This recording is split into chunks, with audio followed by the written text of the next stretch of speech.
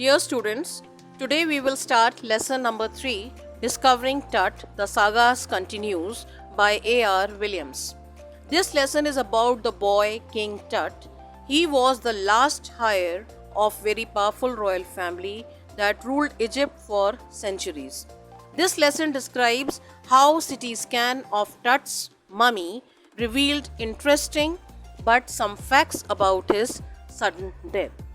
ये स्टोरी एक इजिप्शियन राजा टट के बारे में है जो अपने परिवार का आखिरी वारिस था।